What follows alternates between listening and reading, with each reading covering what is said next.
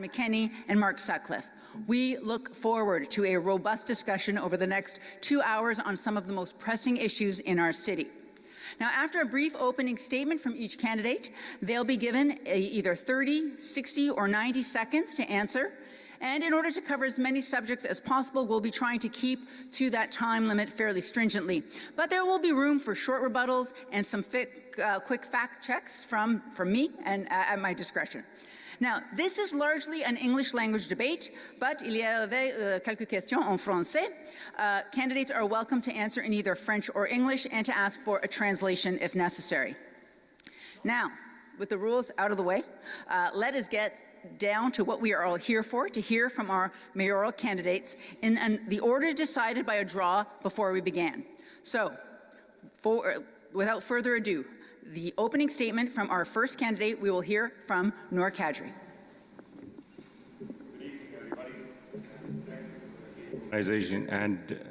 Good evening, everybody, and thank you for the Glebe and all the community associations that have organized this. Let me first start by acknowledging that we are on unceded and unsurrendered territories of the Algonquin and Anishinaabe nations. And with the right leadership, Ottawa can become an internationally recognized green, vibrant, and smart city. I immigrated from Lebanon at the age of 24 to Ottawa. And 18 months later, I sponsored my 3 younger brothers and my mom, and they joined me here. And I saw endless possibilities in the robust cultural, political, and technological ecosystem of Canada's capital city. And back then, I knew I wanted to make this city my home for the rest of my life. I'm a professor at the University of Ottawa, and I've taught more than 17,000 students over the past 20 years. I have experience bringing practical solutions and innovative technologies to public, private, and not-for-profit organizations. I've worked with building coalitions between diverse communities who have divergent views. My vision for Ottawa is green, progressive, responsive, smart, and vibrant. Check it on Kadri.ca. Thank you, Nour. Thanks very much, Nour Kadri. Now we hear from Bob Chiarelli. Good evening, everyone. The subject of this discussion today is livable city. In my view, livable city means 2 things: quality of life and affordability. So to me, it's really livable, affordable city. Now let's be clear.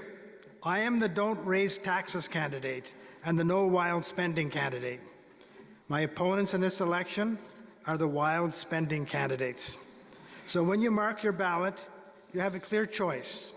You can vote for a candidate who can get city spending under control so we can build and plan for the future, or you can vote for the spend team and drive us deeper into debt and pay more taxes. That's the choice you have. All right, thanks, Bob Chiarelli. Okay. Next, we have Catherine McKenney. Thank you. I'm running for mayor to make Ottawa a world-class city because Ottawa has so much potential. Together, we can create vibrant neighborhoods with the services that make your life easier and more affordable. As your mayor, Ottawa will invest in affordable housing.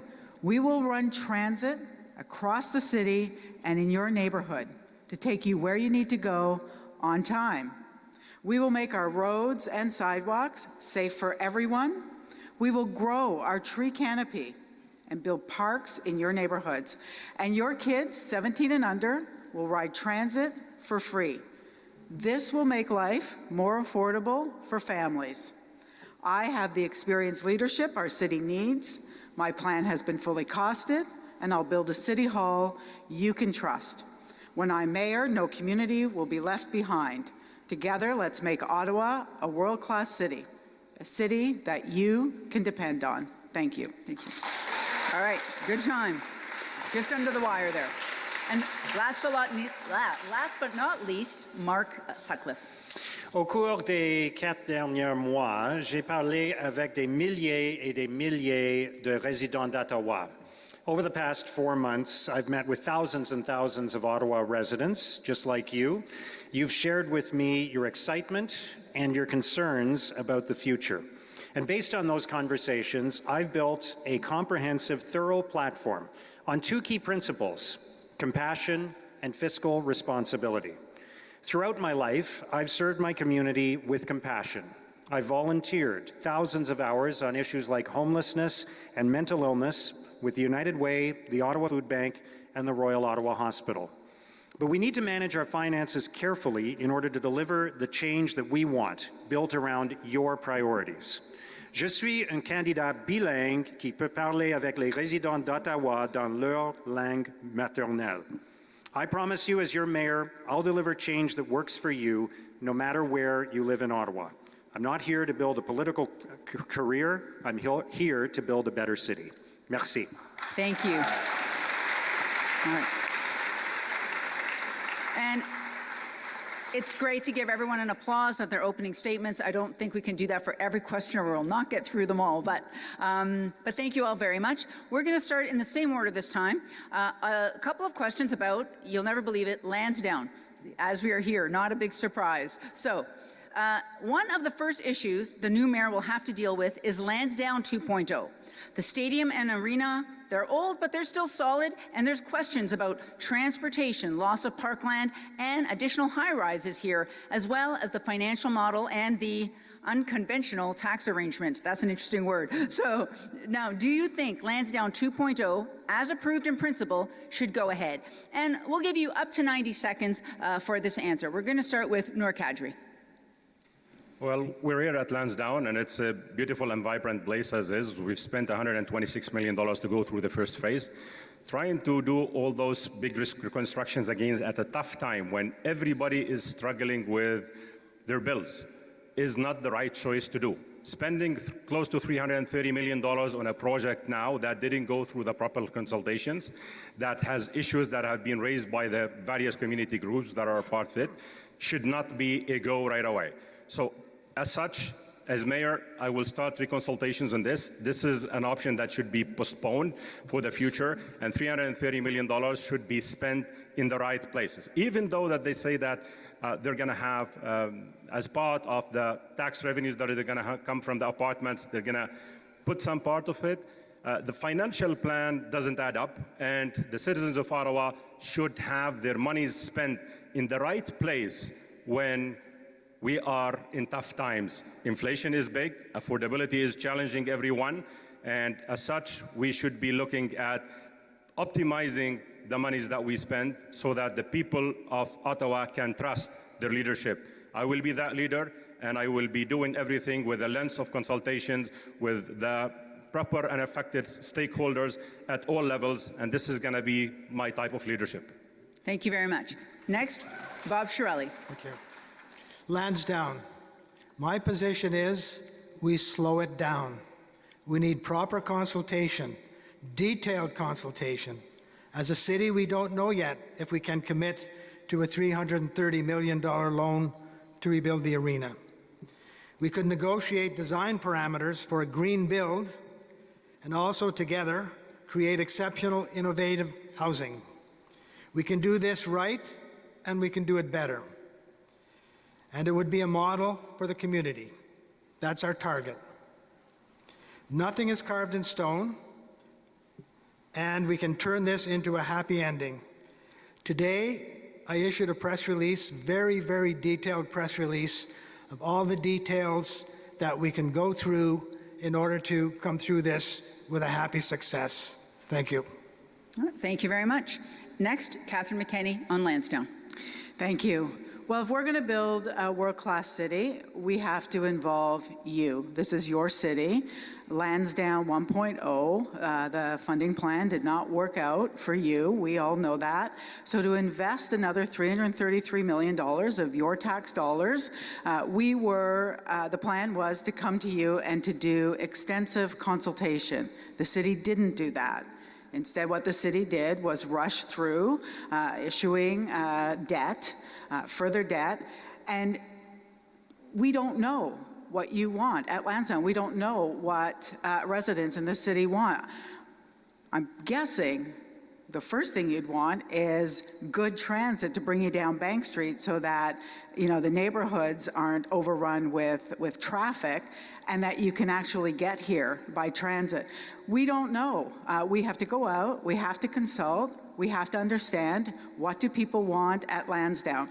And on the housing aspect, you know, I tried to push for more affordable housing. This is public land. The land here is public, and if we can't get affordability right in the buildings and in the housing that we're building, that belongs to you, then we don't have much hope of getting it right going into the future. So we need a better plan for transit, a better plan for affordable housing, and we need to do the proper consultation before we move forward with $333 million in your money. Thank you. Thank you very much. Mark Sutcliffe on Lansdowne 2.0. Lansdowne Park is a community asset. It's owned by all of us. And I think we should be proud of the success we've had with Lansdowne so far. The first round of Lansdowne took what was basically a lot of concrete and turned it into a wonderful space that many people from across the city are using. People are coming here from all over Ottawa to use this wonderful site. They're going to concerts and comedy shows. They're going to the farmers market. They're going to Ottawa 67's games. So it's been a great success. But I have heard from a lot of people over the last few weeks about their concerns about the plan for Phase 2. And I think there is room to do a lot of consultation before we move forward with that, to make sure that everyone is involved in the final decision. So this has to work for everyone, but there's a huge opportunity here because Lansdowne has become a great destination for our entire community. I think it's surpassed many other destinations in our city, and it's a place that everyone is using. I also think we need a north-south transit solution because we're seeing a lot of success at making people use transit east and west in Ottawa, but we've got a lot of congestion on Bank Street and on Bronson. So as part of what we do at Lansdowne, if we're going to attract more people here, I think we need a north-south transit solution. Thank you. All right, thank you. Quick follow-up for each of you, up to 30 seconds each. I hear lots of talk about more consultation, but this is a question about the arena. The arena alone would cost $150 million. As most of you have said, there's transportation issues surrounding getting to Lansdowne. Would you be open to looking at a new events center in a different location, somewhere else in the city? Let's go backwards, and we'll start with Mark Sutcliffe this time. I think we need to consult with everyone and see what the best solution is. But I think one of the things that we failed to do well in Ottawa over the last many years is invest in our assets. So we've allowed the football stadium and the arena to deteriorate. They're both more than 50 years old now.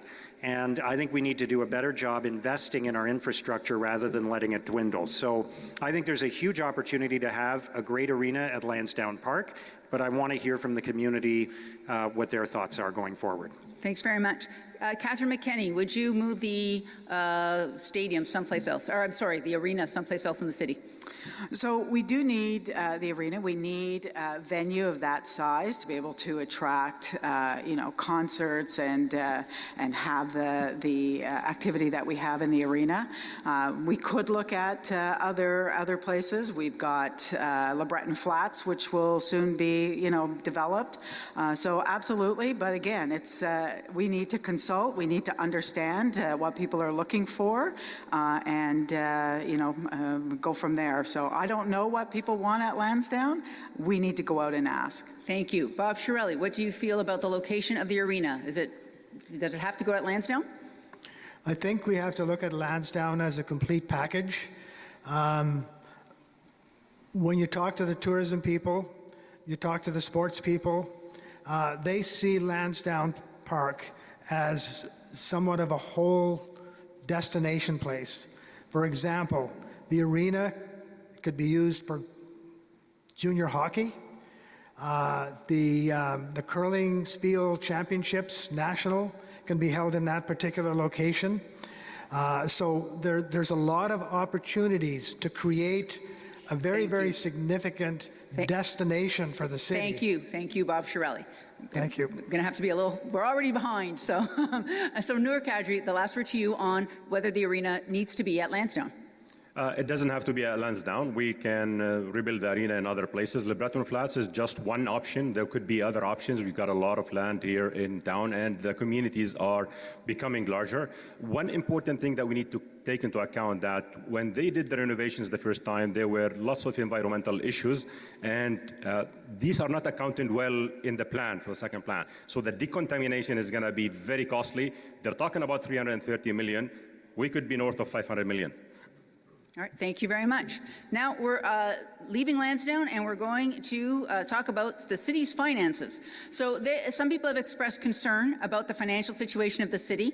The net long-term debt is about $3 billion, but the city has also built a lot. They've committed dollars to the LRT, to Lansdowne right here, to library overruns. What would you spend debt money on and how much? We're going to start with Bob Chiarelli.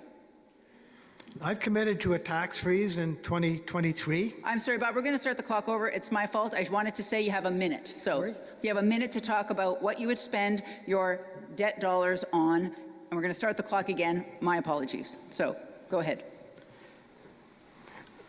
From my perspective, we need to do a full, complete assessment of the financing of the city.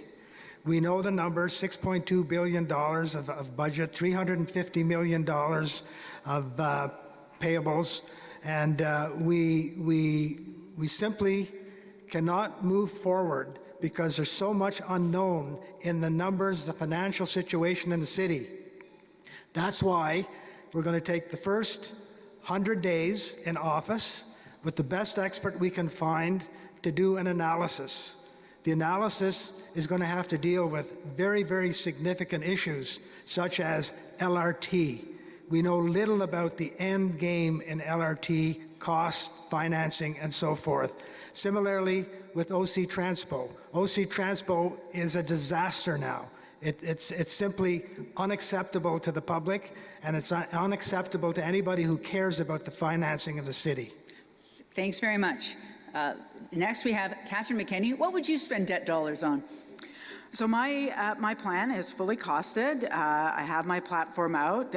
Debt will play a role in two areas. One, we will use debt for our existing cycling plan so that we are able to fund it and build it within 4 years. Continue to pay it back at the same rate, same funding rate over 25 years. We're going to save lives sooner by building that safe cycling infrastructure. Second, smart debt. Smart debt saves money. We're going to use debt to retrofit municipal buildings. We know that will start paying back after 8 years and then generate revenue. Those are the two ways that we're going to use debt: green bonds and smart debt. Thank you. Thanks, Catherine McKenney. And Mark Sutcliffe.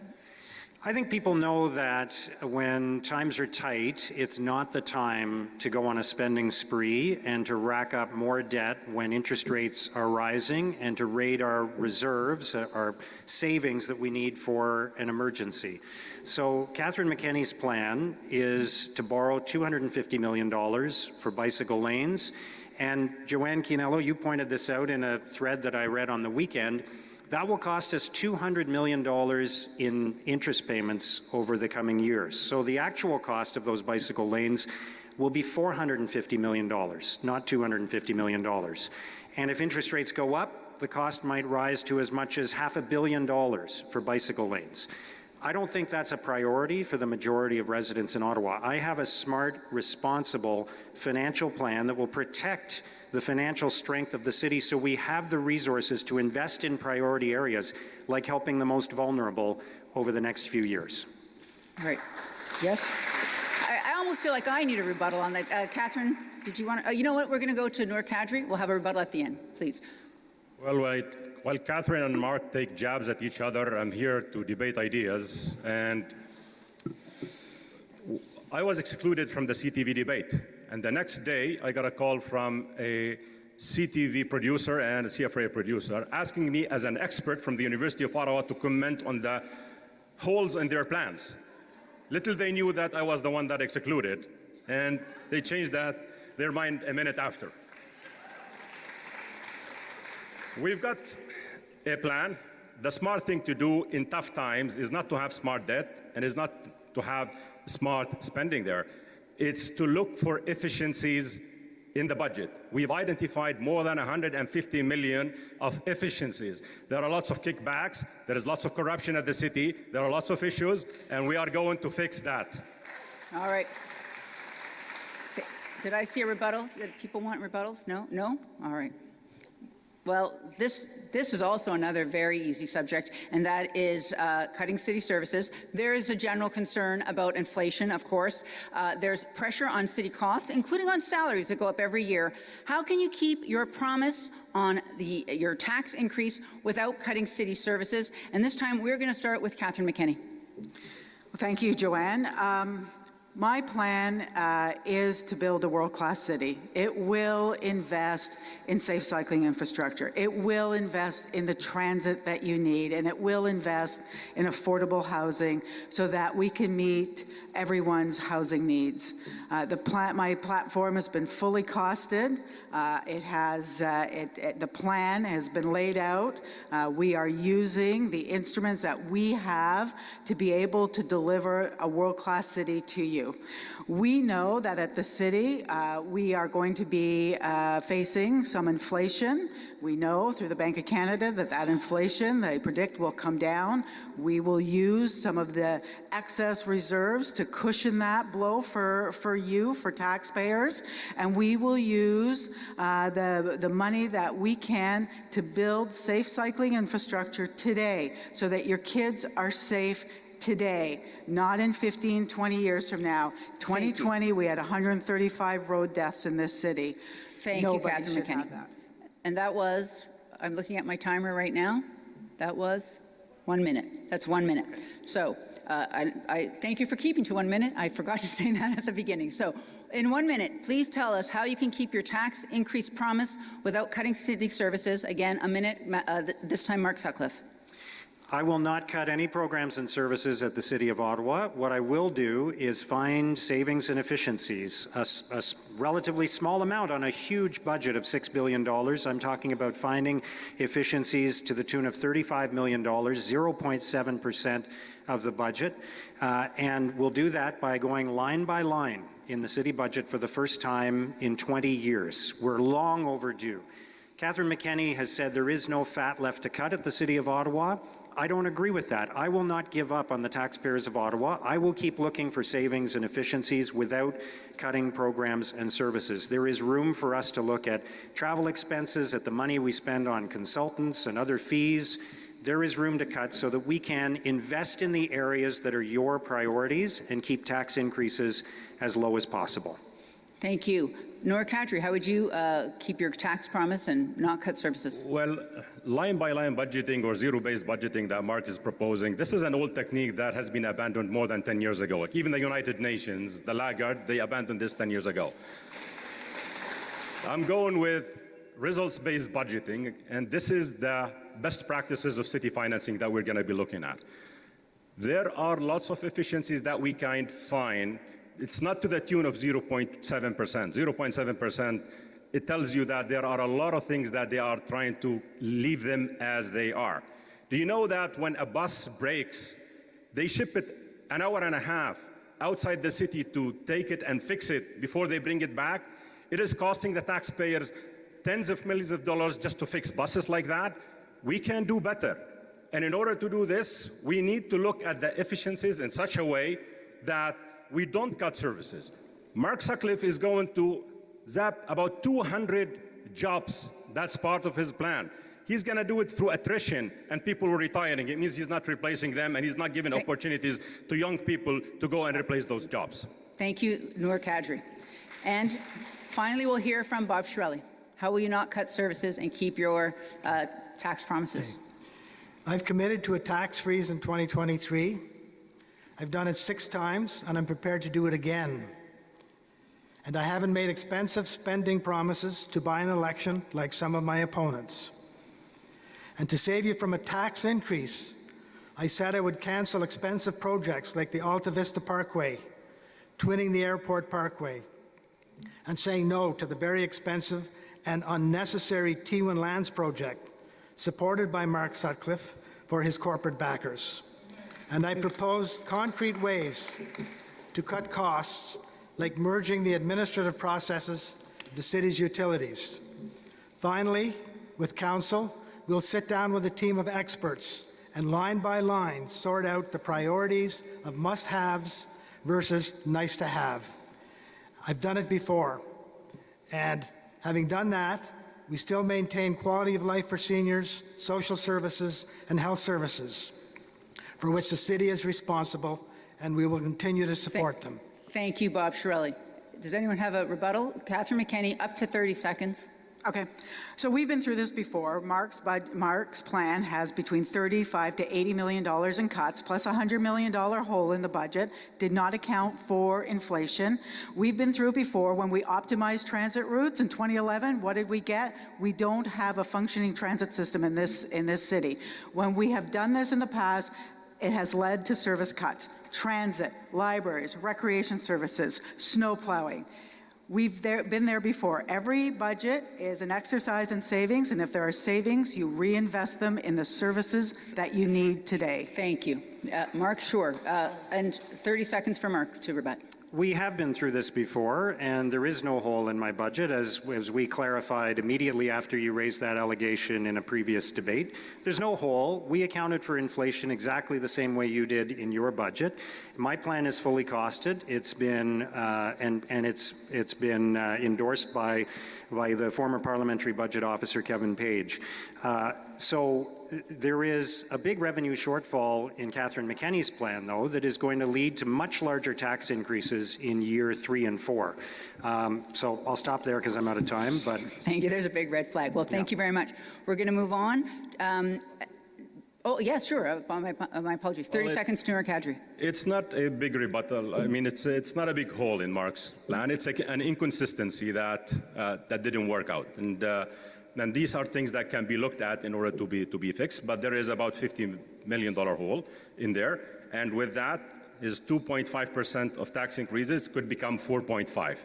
Remember, zero means zero with O'Brien. It ended up 5%. Well, Mark is starting at 2. He will end at 5. 15 seconds to Mark because he brought up your name. again, I have a fully costed budget. We're not going to get off this subject. I have a fully costed budget that's, we're talking about finding $35 million in savings. There is no hole in the budget. We issued a release after the debate the other night. Repeating a false claim over and over again doesn't make it true.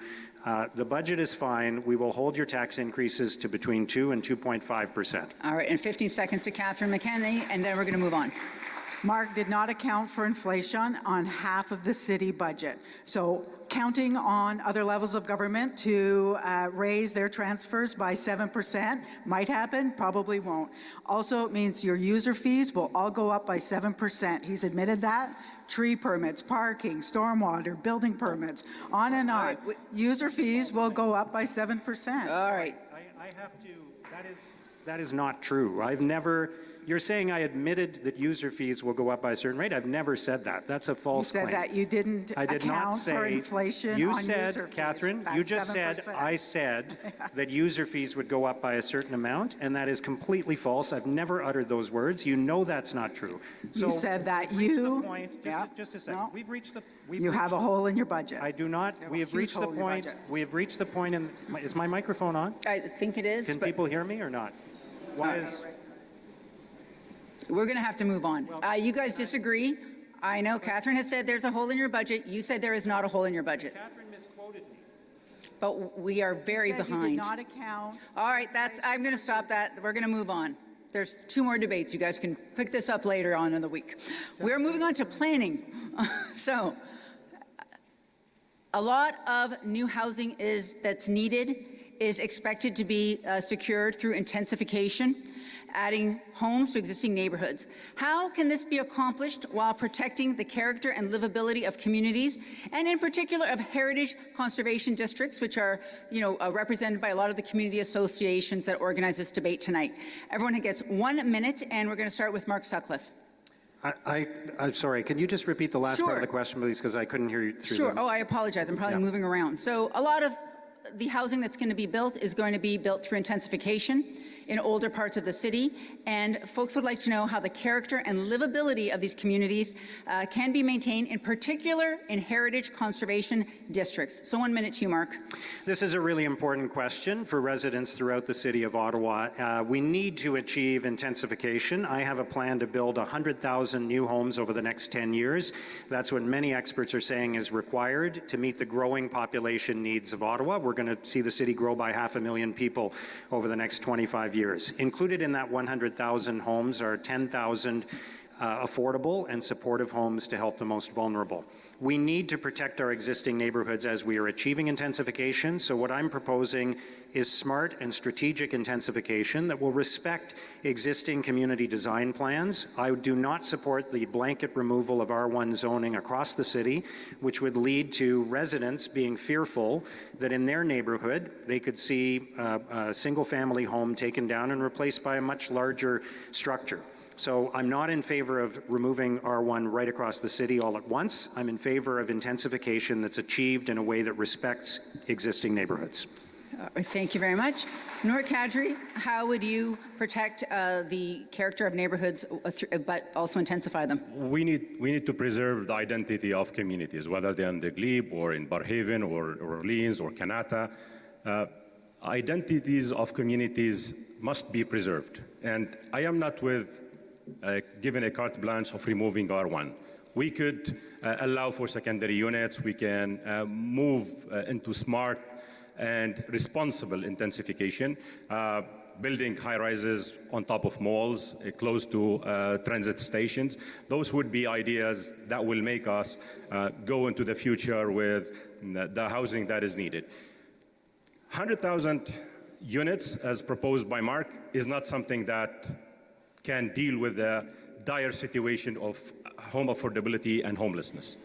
We need 160,000 homes over the next 10 years.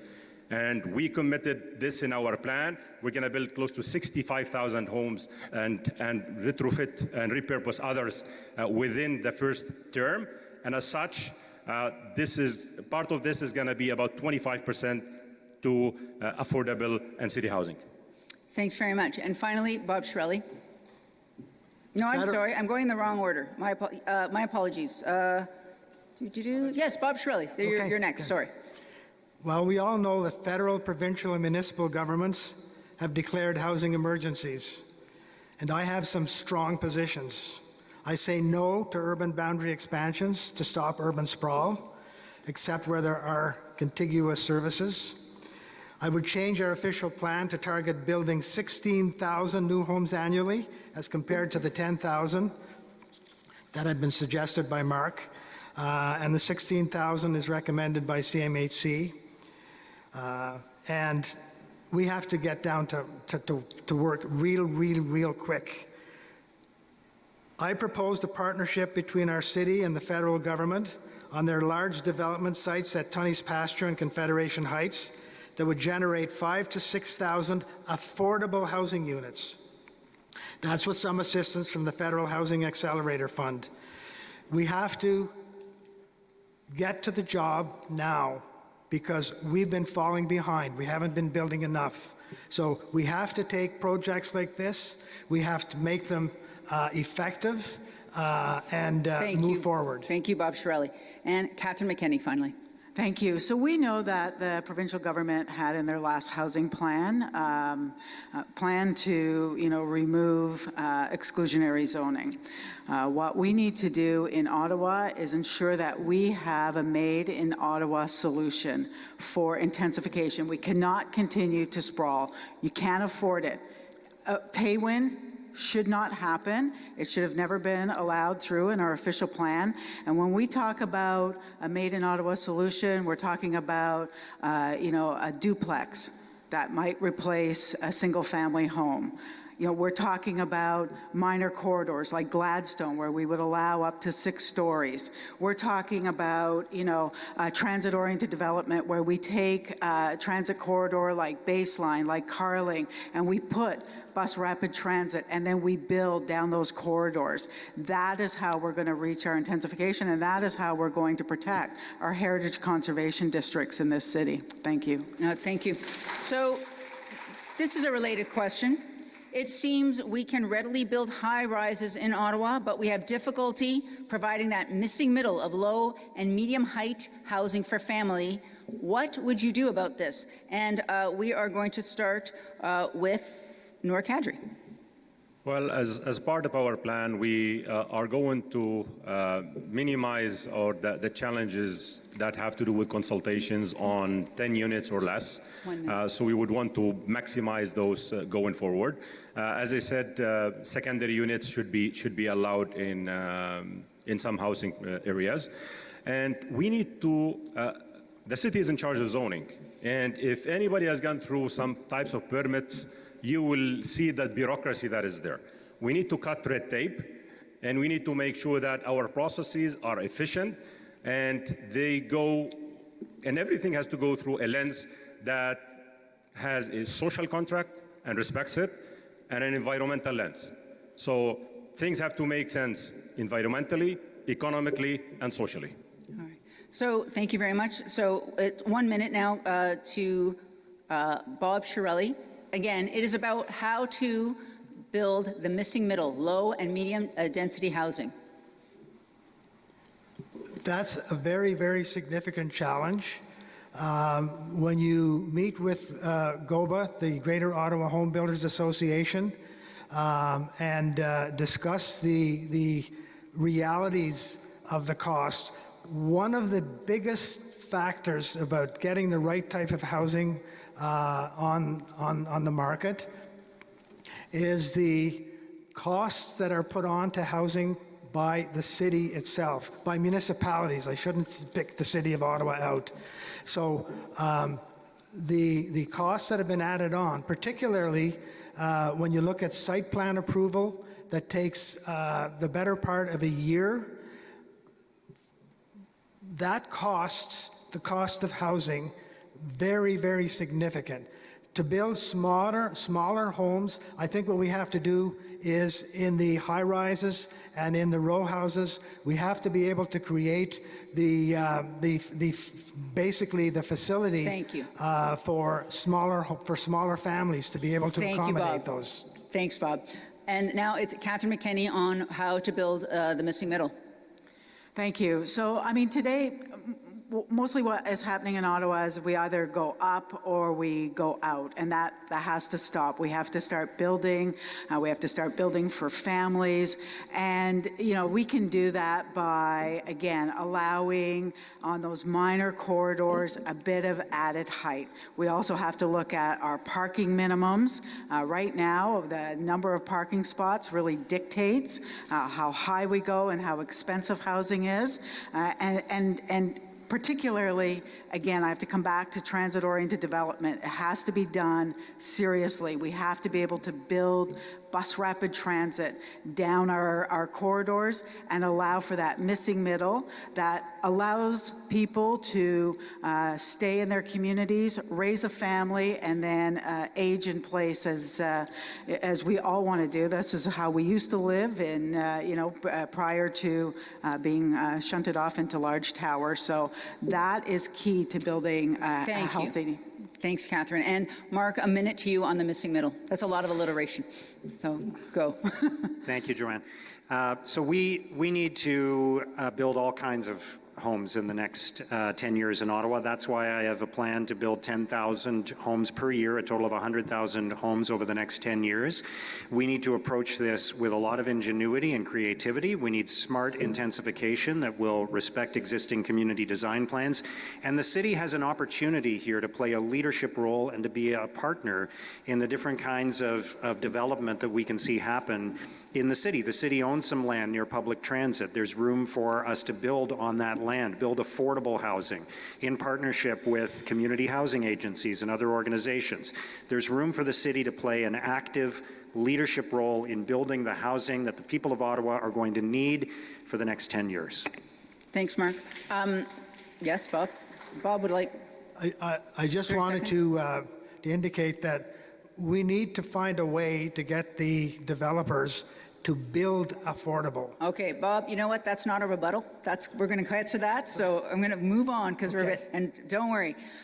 We have other questions on housing after planning that are very related. But here's a quick technical question. The question is not quick. The answer will be only 30 seconds. But some of you have brought up the idea of R1 zoning.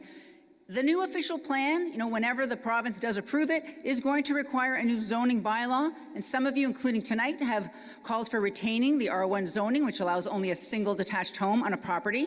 But there's a move afoot to move to something called form-based zoning that would control the size of the building, how it sits on the lot, the outside of the building, rather than how many households are living inside it. Would you support or oppose form-based zoning? We're going to go with 30 seconds, and we're just going to start here with Nour Kadri. Well, we have to look at every option that is possible. Okay, R1 zoning is a challenge, and we need to move from it a little bit, okay, in order to satisfy our housing needs. That's one option. Other forms of zoning, we have to keep always studying them. The dire need that we have now is for more units. As CMSC said, it's 16,000 homes that are needed per year, and that adds to the 160,000 that we're proposing as per our plan, and we need to do it responsibly. I did not hear a yes or no on that, but we're going to move on now. Bob Chiarelli, quick answer here on if you support form-based zoning. What type of zoning? Form-based zoning. What I would support is a type of zoning that would permit lower cost houses to be built. Today, what you find is the development community, two-car garage, finished basement, all kinds of appliances. The cost of the housing to the public goes way, way up. There should be some kind of a program or regulation that requires lower cost housing so that you will have smaller homes, you'll have more affordable homes. Thank There'll you. be starter homes to move forward. Thanks, Bob. Again, not really on form-based zoning. Catherine McKenney, are you in favor of form-based zoning? Yes, I would be. We have to start looking at our building envelope and allowing more people to live within that building envelope. If we want to stop sprawl, if we want to have an affordable and compact city, we've got to get more people living in existing neighborhoods. So yes, I would. Thank you. Mark Sutcliffe, 30 seconds. Zoning is going to change as we try to achieve more intensification going forward. I'm open to looking at different ways of doing it, but again, what we need to protect is the community design plans that exist in our current neighborhoods so that residents are not seeing dramatic change happening in their communities. So I'm open to new ideas about zoning. We're going to see zoning change in the years ahead, but I don't support a blanket removal of R1 zoning across Ottawa. All right, thank you. We're going to move on. There's a lot more questions about housing, unless it's a rebuttal personally about to you. What Catherine, it's more about what Catherine has said, because one thing that we need to keep in mind is green spaces. All right, hang on. We want to That have is a more different people living in a zone, but we can't do this in downtown. We can probably do it in suburbs. Sure. I'm just saying to say the rebuttals are if you have been mentioned in an answer, not to just add to your answer. No, that's cheating. So, but you know what? We have more questions on housing, and they're going to overlap with some of the planning questions and some of the issues you've brought up. So our first question is, as we all know, the cost of housing has become more expensive in recent years. All of you have talked about making housing more affordable by building, 10 or 16,000 more homes a year. There are labor shortages, supply chain issues, and as we know, the city has already tens of thousands of residential units that have not been constructed. So how will you get the industry to build more homes? Be as specific as you can. We're going to go 1 minute, and we are starting with Catherine McKenney. So we have both market crisis and a deeply affordable crisis. If we're going to get market-built housing, we've got to ensure that We have processes at the city that allow for applications to happen, but it does not mean that we cut out you, that we cut out our neighbors and our communities. We have to ensure that what is being built is also being consulted on. We can build affordable housing. We can ensure that we have good inclusionary zoning that allows for market housing to happen, at the same time that we are also addressing deeply affordable housing. We have to have a stronger inclusionary zoning policy, and we have to make sure that we are stopping people from falling into homelessness and building the community housing that we also need in this city. All right, thank you. Next is Mark Sutcliffe. How do you actually get the industry to build more homes given the challenges? 1 minute. This is an area where the city and where the next mayor and council have to show a great deal of leadership. And there's a huge opportunity because, as I mentioned earlier, the city owns lots of land near public transit, the air rights over the light rail lines that we built. I'll use as an example the Bayview Station.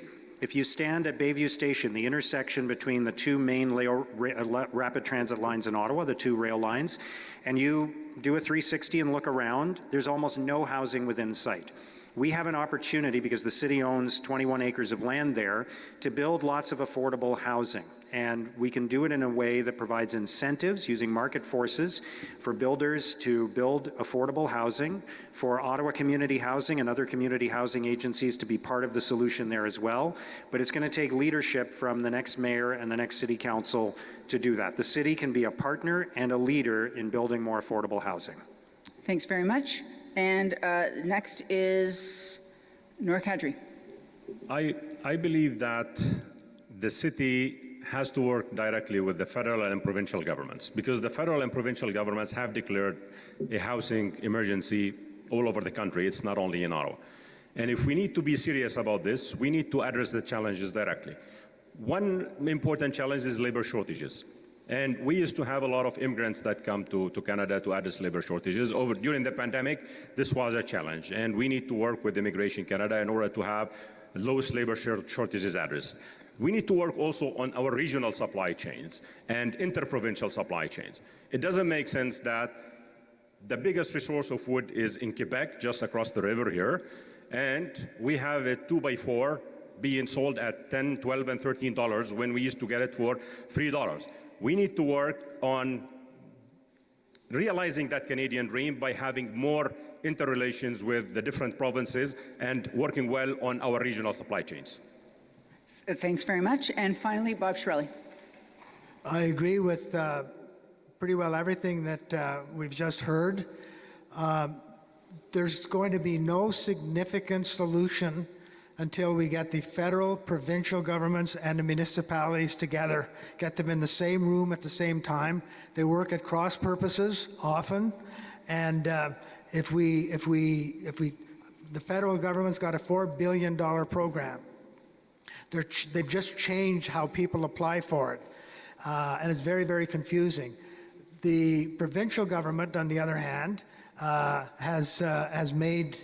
they've basically dictated some regulations that are contrary to what the federal government wants to do. So it's a national problem. We require the federal government, the provincial governments, and the municipalities to get on the same page. They're far away from that. That's where they should go, and that's where we should put pressure. Thank you very much.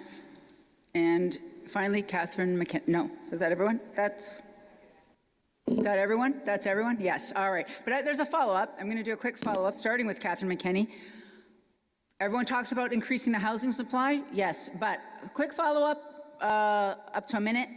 What else might be done to improve housing affordability other than building more homes? We're already building more homes, 10,000 units each of the last few years. What else could be done? I think folks here from the inner city have said, look, there's lots more homes in my neighborhood.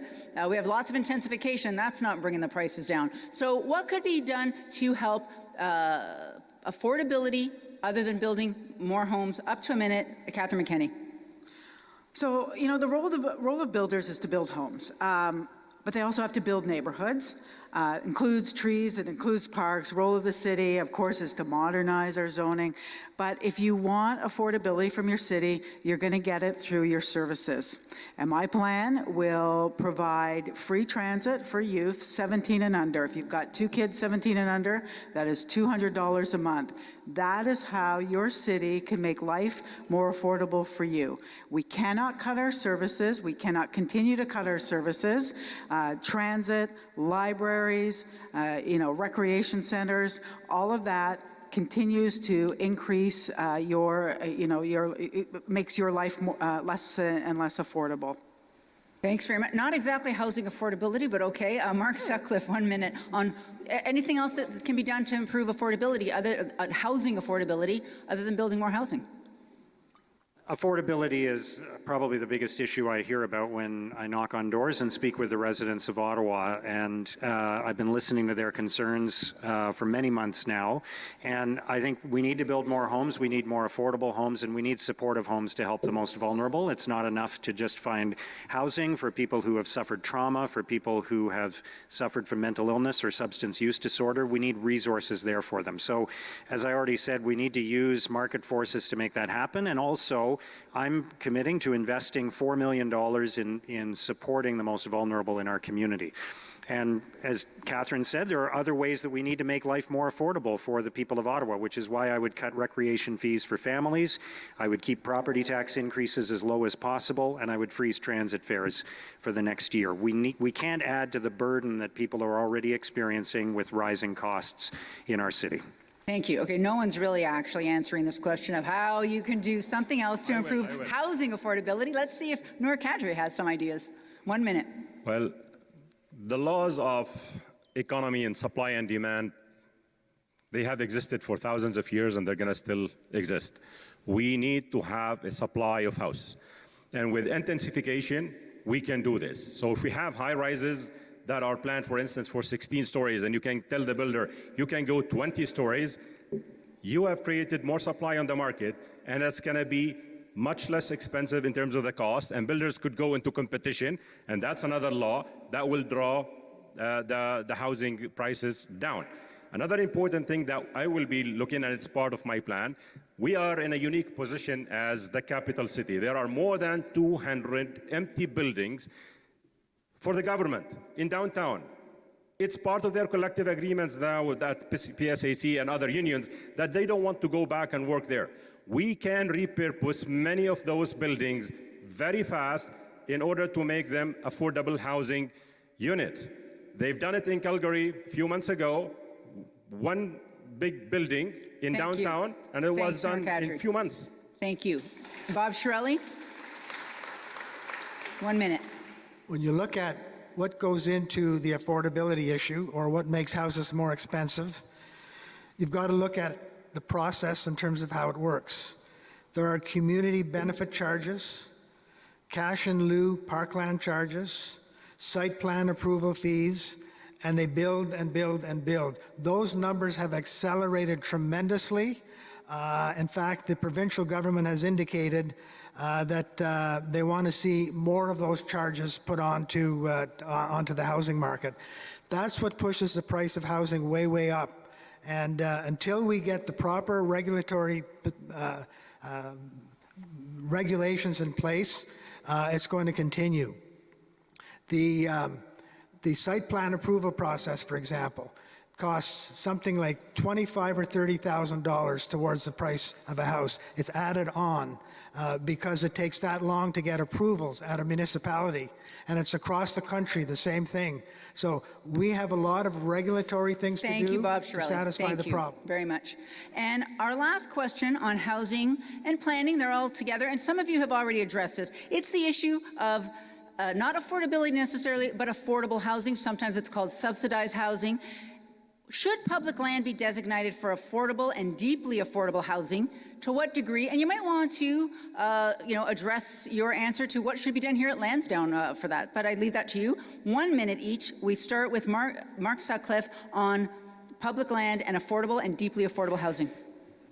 As I've already said, I think we should use public land to create affordable housing. I think we have a huge opportunity at the city. We own lots of land. We own the air rights over public transit. There there's an enormous opportunity to build really attractive, affordable housing close to transit that will allow young people to get to Carleton University and Ottawa U and Algonquin College and other destinations. It will allow them to get back and forth to employment in different parts of the city. So there's a huge opportunity there. And to follow up on your previous question, Joanne, I'll add as well, I think there is room to, when we are building deeply affordable housing and higher levels of affordable housing in specific areas, to lower or eliminate some of the development charges and other fees that the city typically charges to a builder in order to incentivize them to build more affordable homes for people. So we can do that. All right, Nour Kadri.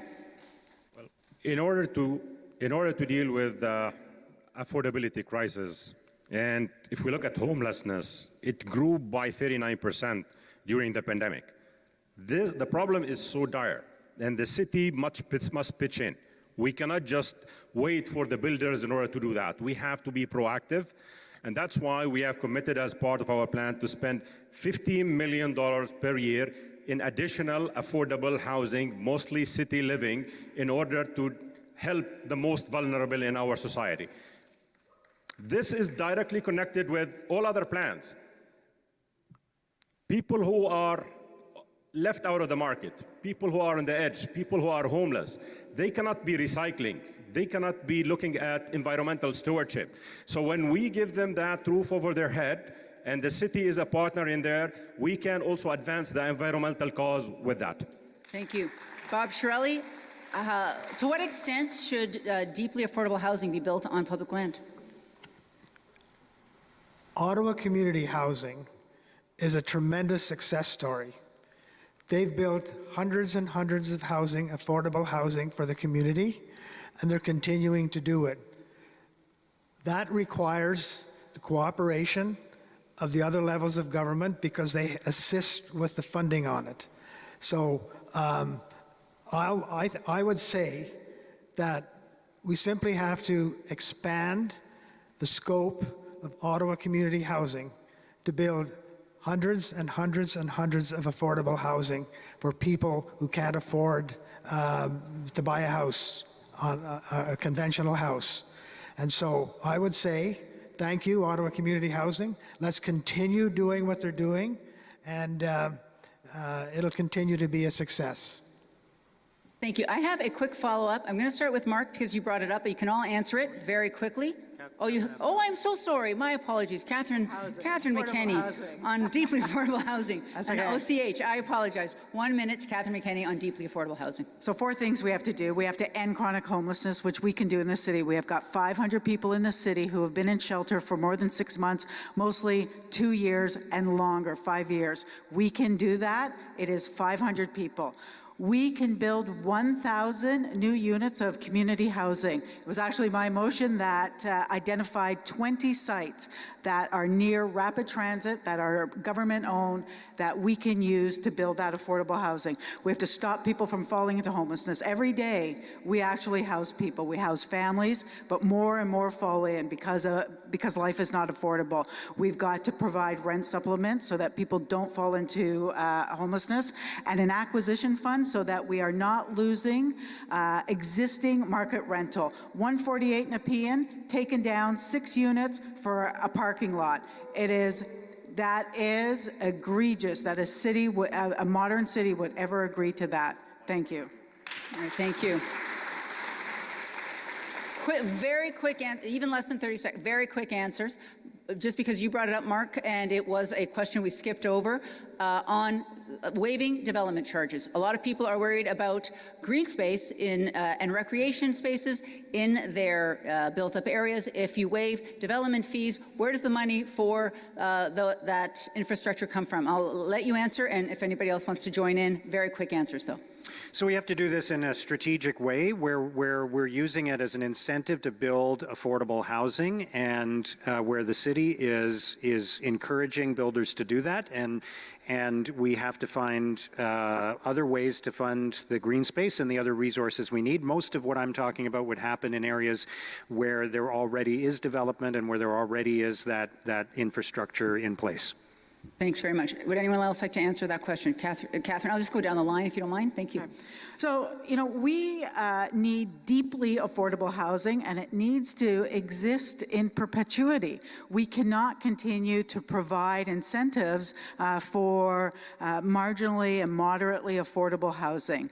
Builders have got to build neighborhoods, and they've got to build the amenities that we need through development charges, or it does get passed on to existing homeowners. So unless it is deeply affordable and it is there forever, we cannot allow for development charges to be waived. Thank you. Bob, on waiving development charges?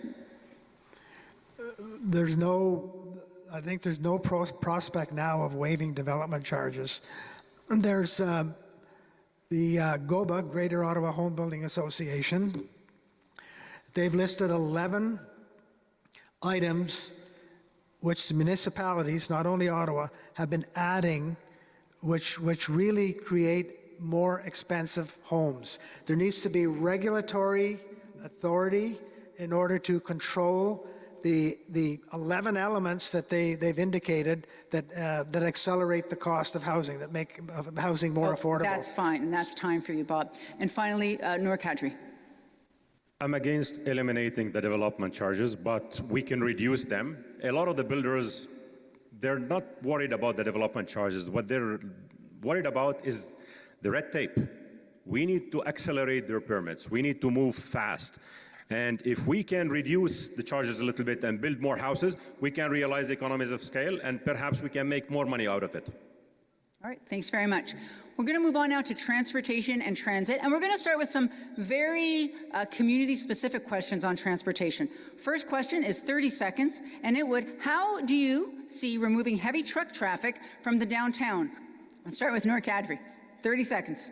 Well, It's easy. It's easy in 30 seconds. No problem. You can well, we've been talking a lot about bridges between the Ottawa and the Gatineau River. I think this is something that should be accelerated by working with the federal government and both provincial governments in Ontario and in Quebec, because a big part of the heavy truck traffic has to go on King Edward.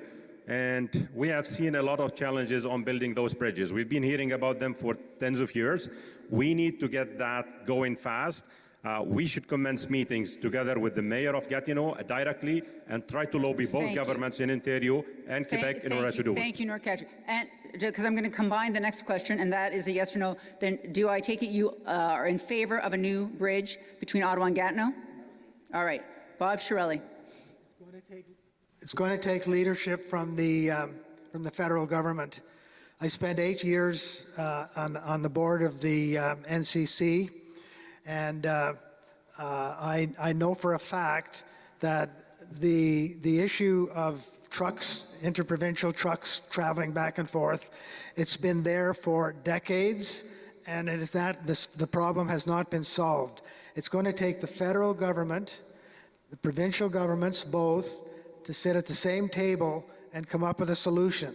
Solutions have been put on the table. Thank you very much. And Bob, do you support a new bridge between Ottawa and Gatineau? We need to have.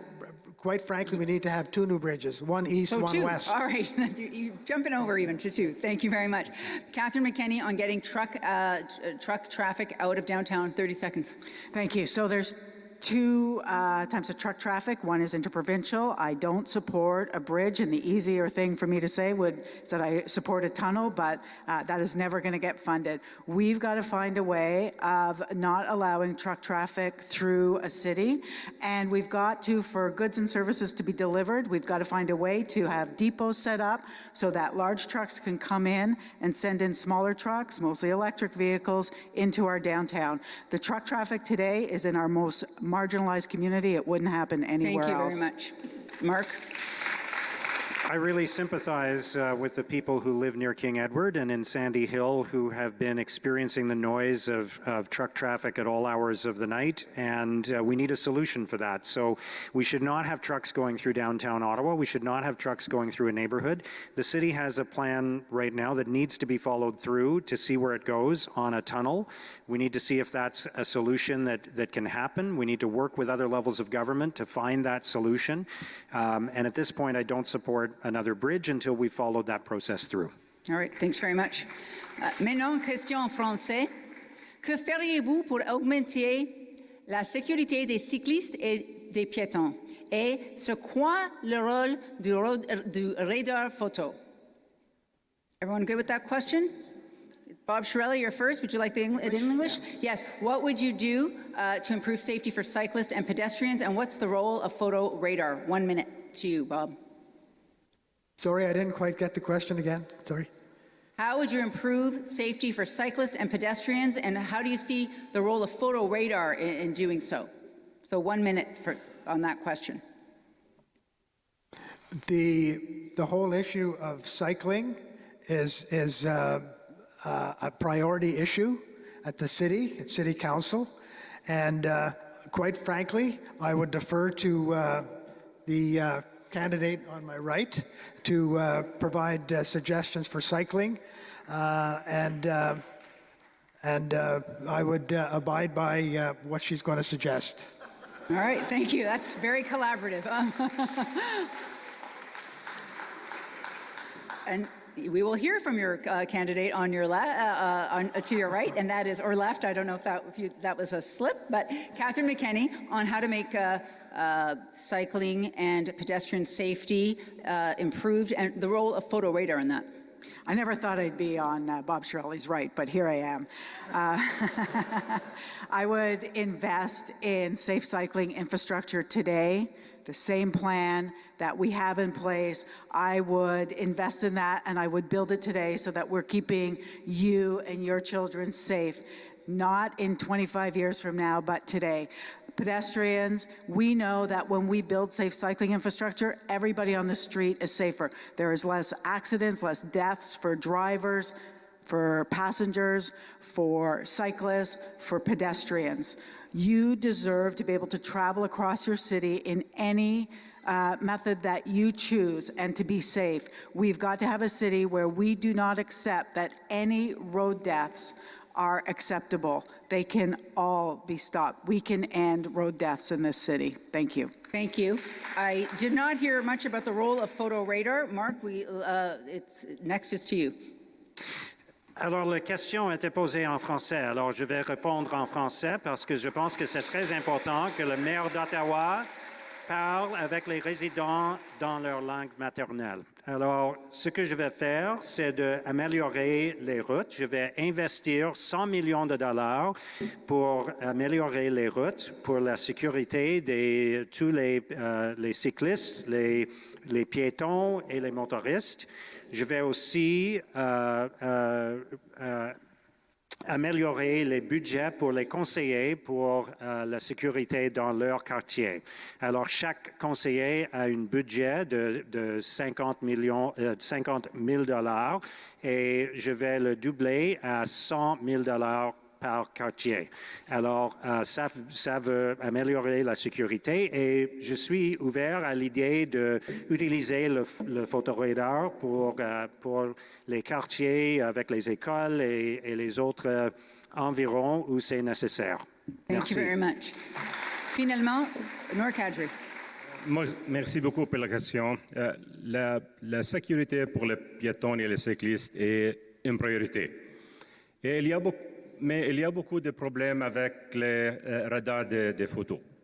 And I would suggest that in situations where we would want to look at cyclists and investments in cycling, that we cannot go as aggressive as proposed by Catherine McKenney for a long period of time, with $250 million investments.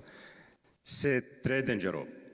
Il y a beaucoup de problèmes avec les radars, particulièrement avec le privacy. The privacy of individuals is highly important with photo radars. And trying to include that is we have to balance between security of the pedestrians and the cyclists on one hand, and their privacy when we are just taking their pictures while they're going in order to preserve their safety. This is an issue, and we need to resolve it. Thank you very much. We're going to move on to transit. Everyone answered, right? Yes. So it's a big subject, so we're going to take 90 seconds each.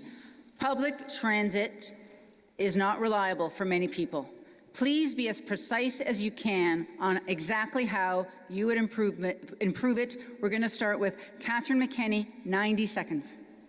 Well, first, I would make it reliable. My plan will reinvest in transit, 20% reinvestment, so that we get back to pre-2011 before optimization and efficiencies happen in transit.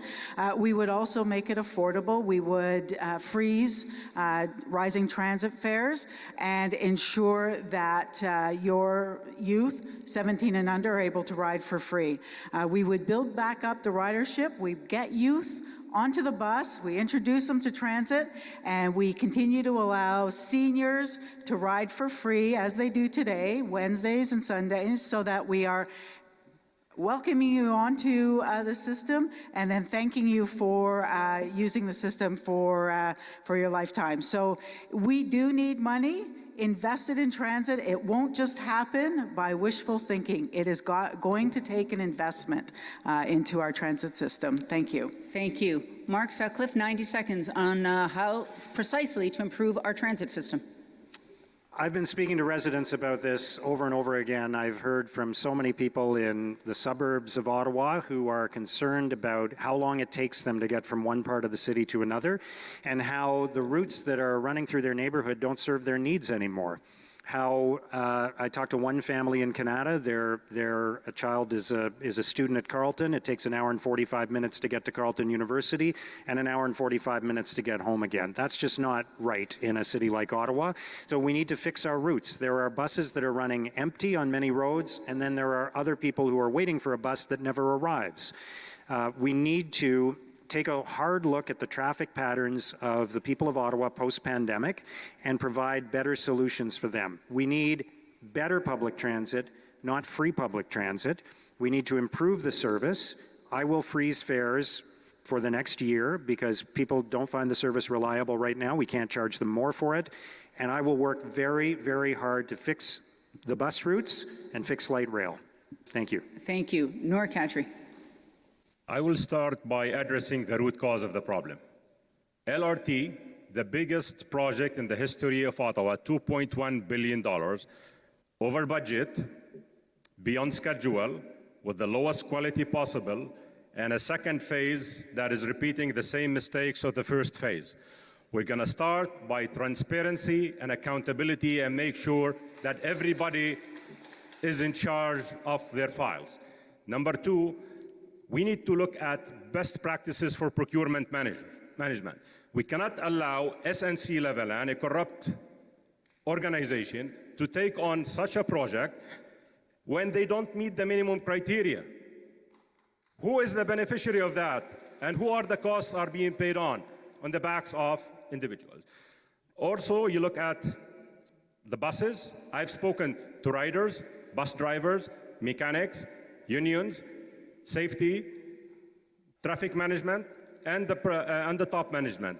They all have said all kinds of issues on the problem. Thank you very much. We have solutions for that. Your time is up. Thank you. Bob Chiarelli, precisely how would you fix OC Transpo? 90 seconds. We need a political, technical, and financial solution. We have an LRT system with unreliable service, an unpredictable future, and escalating costs.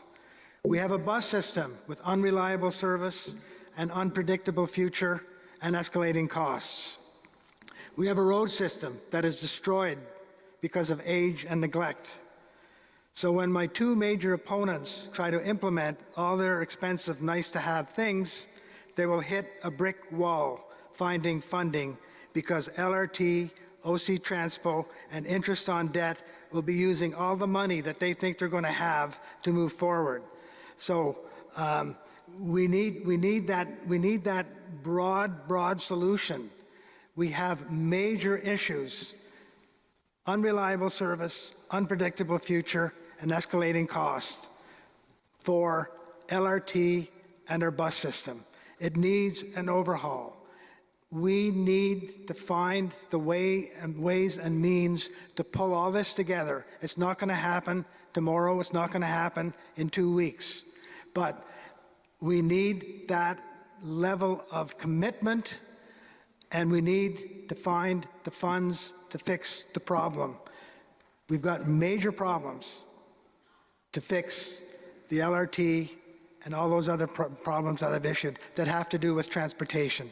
It's a big job, and we're going to have to put together a budget that can help solve the problem. Thanks, Bob Chiarelli. Appreciate that. All right, we are now going to move on to governance. What changes would you make at City Hall to better bring together urban, suburban, and rural communities? And we're going to start with Mark Sutcliffe. 1 minute to you, Mark.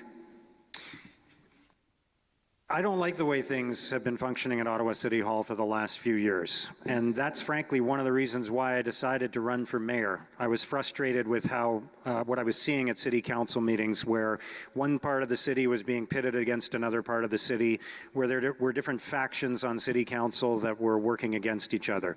What I've done throughout my career is build consensus, get everybody working together. I've done that as a business owner. I've done that as a leader in larger organizations. I've done that as a board chair with United Way, the Board of Trade, and many other organizations. I will get City Council working together. I will collaborate and build consensus at City Hall. I will also deliver more transparency going forward on the important decisions that the city is making and consult more with the public. We need better leadership at City Hall. We need a change. We need a fresh approach from what we've seen for the last few years. And I promise I will deliver that. Thanks very much. Next, we have Nour Kadri. How would you bring rural, urban, and suburban communities together? We need to start looking at a new form of governance where we don't think of the small city. That old town mentality needs to be abandoned in managing the city. We've got a big city, and with big city we have big issues, whether it is with traffic, whether it is with transit, whether it is with homelessness, and of course all the and security and of course community safety became very important on that. And we cannot just look at this from one perspective. A mayor needs to own their vision. And I am the only person who embraced the strong mayor's powers for one main reason, is to have that additional tool in the toolbox, because there are sometimes rural areas that they are only represented by 3 councillors, that they don't get their rights because they are often neglected. There are suburban issues that they're not taken into account. And when the mayor has only 1 vote on the council, they cannot bring about change. Change needs somebody to own into their vision, and that's what I will do. So, Nour Kadri, I'm just going to do a quick fact check with you, just to, on the record. You would use the strong mayor's power if you were mayor? In responsible ways. It's just an additional tool in the toolbox to help support the residents of Ottawa and balance their needs in the rural, suburban, and urban. That's just a yes or no. Thank you. Bob Chiarelli. The mayor and regional chair, I had a very open door. Any councillor could come and see me at any time with any issue. I spent 55% of my time as a mayor facilitating issues. Part of that facilitation would engage the appointments to committees from the rural, the suburban, and downtown to negotiate, to respect, and make a decision that is not intrusive on the work of a councillor. We have seen under Mayor Watson a situation where there are ins and outs, where a new councillor was told if they don't always vote along with the mayor, they're not going to be appointed to a committee. That's a fact. So we need a facilitator. Thank you, Bob. Thanks very much. We need a facilitator for this. We need a facilitator. Thank you, Bob Chiarelli. Finally, we have Catherine McKenney. Catherine McKenney, you've been on this council for 8 years that Mark Sutcliffe says is pretty dysfunctional. How would you improve relations between communities across the city? 1 minute. So we are going to have a new council. Almost half of council for certain will be new. At the very least, you have to have equal gender and geographic representation on committees like planning, like finance and economic development.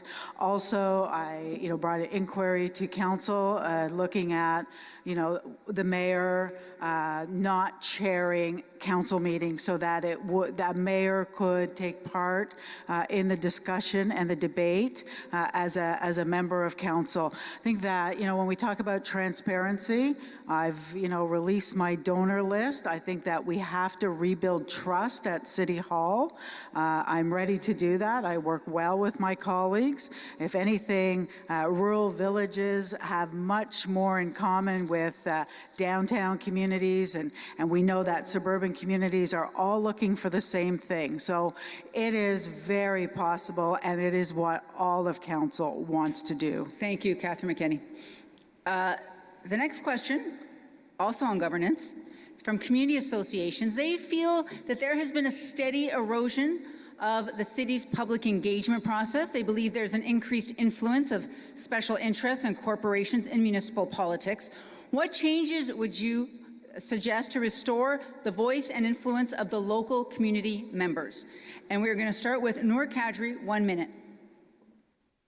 I will have an open policy where communities are consulted. On most projects, when communities are involved and communities champion those projects, success happens. We are a very large city. Within the city of Ottawa and its boundaries, you can fit Toronto, Montreal, Vancouver, Edmonton, Calgary, plus 100,000 square feet. So, and we need to balance the rural, the urban, and the suburban needs. And I disagree with Catherine because their needs are not the same. We've been listening, I've been going everywhere around the city. The needs of the people who are in the farming land are not exactly the same as the needs that are in downtown Ottawa or that live in Barrhaven or Orleans or Kanata. And as such, most projects need to be community-driven. Consultations of all the stakeholders is going to be one of my policies because it's with proper consultations that we can all win. Thanks very much. Next is Bob Chiarelli. I would meet once a month with the executive of the FCA, Federation of Citizens Associations. That's part of what I see as the planning process for the city.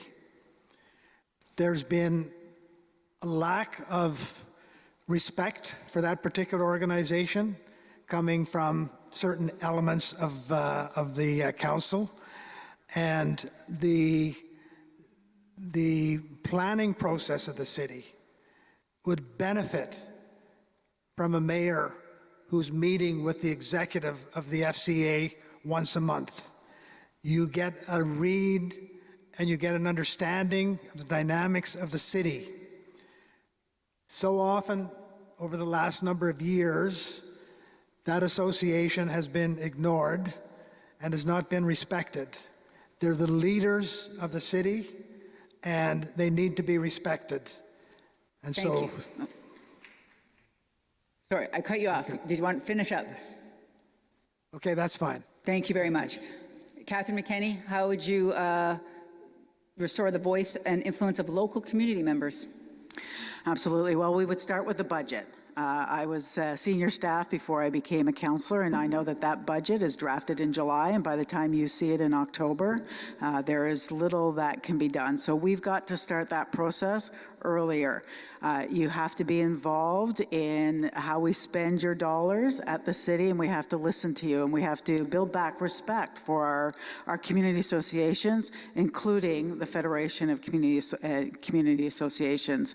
It is also, critical that we allow at City Hall room for discussion around the council table, around committee table, for debate and dissension. Nobody around council who is representing their neighborhoods and their communities should ever be punished in any way in not getting a chair or a position that is needed to represent their communities because they did not agree with the mayor. Thank you very much. And Mark, a minute to you on how to improve the voice. If the people feel their voices are not heard at City Hall, what would you do to improve that? 1 minute to you. I will be a mayor for all of Ottawa, and I'm ready to meet with community associations throughout the city, rural community associations, suburban community associations, and the community associations in the center of the city. A moment ago, I heard Catherine McKenney say rural communities or rural villages have a lot in common with downtown Ottawa. I've spent a lot of time in this campaign meeting with people in rural villages and communities. I've never heard any of them say that. They don't feel they have a lot in common with downtown Ottawa. They feel their priorities are being overlooked by downtown city councillors. They have unique issues, which I will always respect as the mayor of Ottawa.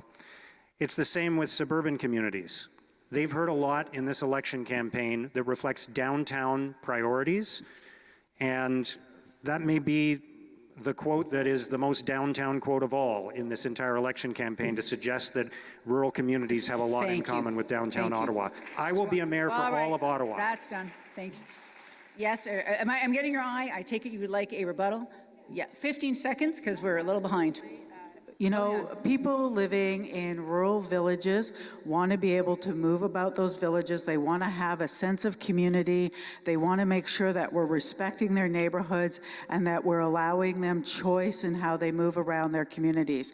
People want the same thing across the city. They want to belong to their neighborhood and to the greater city. And I think it's a disservice to continue that type of divisive attitude. We're going to move on. All right. We have one more question in this section. It's pretty apropos, considering what's happening in the Capitol this week. This is a personal question. What have you personally learned from Ottawa's experience with this winter's occupation by the Freedom Convoy? 1 minute each. We start with Bob Chiarelli. I made a recommendation 2 or 3 days after the convoy arrived for City Council to apply for an injunction in order to get control of that particular incident, and it was totally ignored. Former Attorney General of Canada made an equal recommendation to Council, and it was ignored. So what we really need is a Council that works together, a Council that shares responsibility with committee chairs and the mayor's office to move forward. Too often we have not, or almost always often, we have not seen that under the leadership that has been at City Hall. Thanks very much, Bob. Catherine McKenney, what have you learned from the experience with this winter's occupation? 1 minute. Well, I've learned that it is alarming at how sudden you can lose control of your neighborhood, our city, to an extremist movement if you have leadership that doesn't show up. If you allow for ineffective policing, to allow a convoy to enter the city, to take root in this city, and it is alarming and should frighten people at just how quickly that happened and what it took for us to get out of it, because we didn't come together. There wasn't the leadership in this city to stand up and bring an end to what should have been, a few hours of a protest and not what we saw. Thank you very much. Mark Sutcliffe, what did you learn? I think we all agree those were very disturbing moments in our city. I felt very frustrated and angry as a resident of Ottawa as when I saw what was happening in downtown Ottawa, and we have to make sure we don't allow that to happen again. We need a new deal with the federal government on policing. Too much of the responsibility is being left to the Ottawa Police Service, and the federal government doesn't do its share of policing a national capital, doesn't fund the city for the responsibility that taxpayers in Ottawa now have to bear for not just a municipal police service, but also the responsibility of addressing an increasing number of events like this. So we need a better deal with the federal government going forward, and we should never let this happen again in our community. Thank you. And finally, Nour Kadri, what did you learn? Well, definitely, we have learned a lot through that. And there was a lot of vacuum in leadership, both at the federal level and at the municipal level. But I would just want to look at this from a legal perspective, because the Ontario legislation does not give mayors or city council any public order responsibilities. Yet, what we saw in Ottawa during that convoy, that the mayor and city council were held accountable by the public when the public order broke down. So if mayors want influence on the levers of law enforcement and public order, they need to serve as the chair of the Police Services Board along with selected councillors. And that's what I intend to do. I intend to take my seat as the chair of the Police Services Board as mayor of Ottawa to be accountable and to be responsible at that level. The other important thing that we learned is division runs deep. This is behind us, but there are a lot of healing that needs to be done. There are brothers and sisters that don't talk to each other in town, and we need to work on unity in our community. Thank you, Nour Kadri. All right, that is our section on governance. We are moving on to social services. Une autre question en français. Que feriez-vous pour soutenir les membres de notre communauté aux prises avec des dépendances? We start with Catherine McKenney. Does anyone want that question in English? Yes? All right, I will say it in English. What would you do to support the members of our community who are struggling with addictions, to manage their addictions? Merci pour la question. Je me présente à la mairie pour bâtir une ville de classe mondiale. Et un hôtel de ville digne de confiance. You know, when we talk about people in our community who need our help, we need to ensure, again, that we are investing in services in our community. We cannot have a world-class city when we have homelessness. We cannot have a world-class city with a raging opioid crisis that we have. The most important thing that we can do for people is to provide housing. The second is to ensure that we have a safe supply of drugs for people. We know that once we give people a safe supply, they're able to house themselves, they're able to get employment. We've seen it. We have a small number of people in this city who are on a safe supply of drugs, and we see immediate results. We've got to expand that. We've got to ensure that people have what they need in this city to be able to function, and housing is key. You cannot take somebody who is living on the streets, who is suffering from addictions, and not provide them housing. It is key to providing treatment or, you know, safe harm reduction for people. Thank you, Catherine McKenney. Timer, was that 1 minute? It was 90 seconds. So everyone gets 90 seconds. Mark Sutcliffe, que feriez-vous pour soutenir les membres de notre communauté aux prises avec des dépendances? Pendant 25 ans, j'ai travaillé comme bénévole avec la fondation de Royal Ottawa pour aider les résidents d'Ottawa qui souffrent de les maladies mentales et la toxicomanie. Alors, c'était quelque chose qui est très important pour moi, et c'est une tragédie qu'il y a des personnes dans notre communauté qui souffrent de la toxicomanie. Alors, je vais investir 4 millions de dollars pour les agents sociaux pour aider, pour améliorer leur budget, pour aider les plus vulnérables. Et je vais travailler fort aussi pour bâtir les logements avec les supports, les soutiens pour les plus vulnérables. Et ça, c'est notre obligation comme une ville avec la prospérité. Il faut que c'est nécessaire d'adresser ce problème parce que c'est un problème très grave qui augmente par chaque année. Alors, je vais travailler fort pour aider les plus vulnérables. Merci. Thank you. Nour Kadri.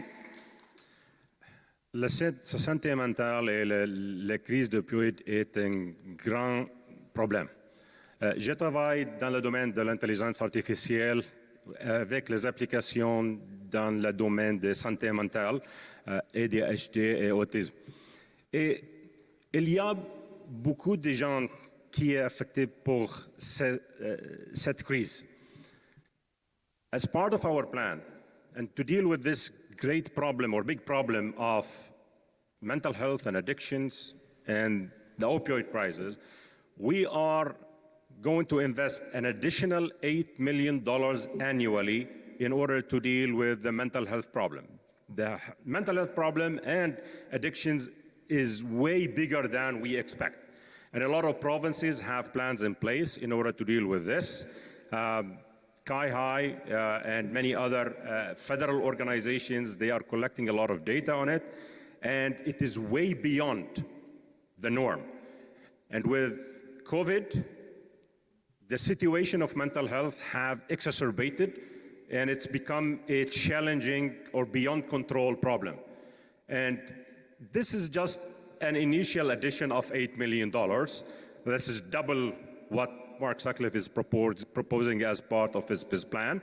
And we will tap also into additional sources of funding because the situation is dire and it's got to be dealt with the provincial and federal governments too. Thank you very much. And Bob Chiarelli? Of Ottawa's population of 1 million persons, it is estimated that over 5% are in need of social services on an ongoing basis. That represents 50,000 individuals who are receiving services. That's the equivalent of the whole population of the city of Cornwall. Under my leadership, none of those services will be cut under our budget freeze.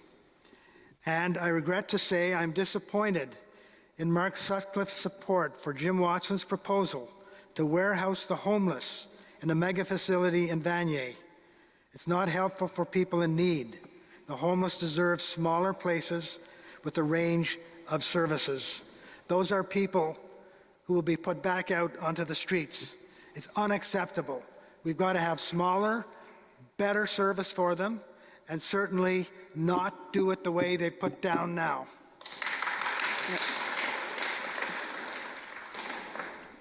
You're done? Yes, thank you. I don't want to cut you off. Mark, you were mentioned twice. Did you want a quick rebuttal?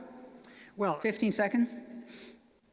just to be clear, I support the hard work of many agencies across the community, and I intend to invest in those agencies to provide more supportive housing for the most vulnerable throughout Ottawa, not just in one area, but throughout Ottawa. All right. We are now going to move in social services to recreation complexes. You know, in the growth expansion areas of the city, often they are brand new, lovely recreation complexes built there. Meanwhile, the recreation infrastructure in older central neighborhoods is often neglected, even as intensification and population increases. So what would you do to ensure that residents in all parts of the city have access to high quality recreational services? We have 1 minute, and we're going to start with Mark Sutcliffe. This is really important, and I've heard about it a lot from people throughout the community. I actually think there are other issues in addition to what you've talked about, Joanne. So we need to fix and improve and also retrofit for environmental reasons our existing city facilities throughout the center of the city and the existing neighborhoods. I've also heard from many residents who have moved into new neighborhoods where the infrastructure isn't there yet. So we're falling behind in providing the infrastructure that communities need, like recreation centers. I think it's really important at this time that we provide great recreation for kids and families and all residents, because we're actually not doing a good job of delivering that to residents right now. We have this sort of Hunger Games kind of event that happens when parents have to register their kids for swimming lessons. We don't have enough programs. They fill up too quickly. There aren't enough programs for Francophone residents as well. So there's a lot we need to do to improve recreation services and infrastructure for the residents of Ottawa. Thank you, Mark Sutcliffe. Next, we have Nour Kadri. 1 minute on making sure everyone has access to high-quality recreation services. We need to make sure that in new communities that are being built, that the builders deal with these types of things and make sure that we have, as part of a complete sets of projects, what would be available in recreation services, whether it is parks, whether it is swimming pools, and so on and so forth. Going back to the problem of recreational facilities, a couple of months ago, I'm sure you've heard, all of you, that people could not kind of book swimming lessons and other recreational facilities for their kids. The problem is not technical. The problem is in these facilities and their existence. We've got communities that are growing, and those facilities are not expanded. And it's mainly trying to find that in that window, for instance, in Orleans, of having a swimming pool available on a Wednesday evening between 6 and 9 p.m.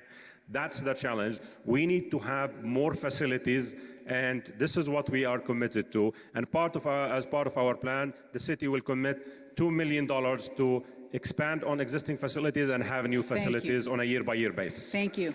Bob Chiarelli, and before you start, I just want to remind people this question is about improving the rec complexes and infrastructure in the inner city, which often don't get the new rec centers when you expand the city, or in the new expanded suburbs. Bob Chiarelli, what would you do for that? I believe it's a question of management at the city. They have problems scheduling appointments for the different activities. The actual infrastructure is not properly maintained. So I think I just put it down to bad management, and it will take a new mayor to go in and fix that problem, because it's unacceptable, and the people in the city of Ottawa deserve better service. Thanks very much. And finally, Catherine McKenney. Well, thank you. So this next term of council, we will have a review of our development charges bylaw, and that is our opportunity to look at what we invest in. With DCs right now, we invest very heavily in expanding our roadways. We know it doesn't work.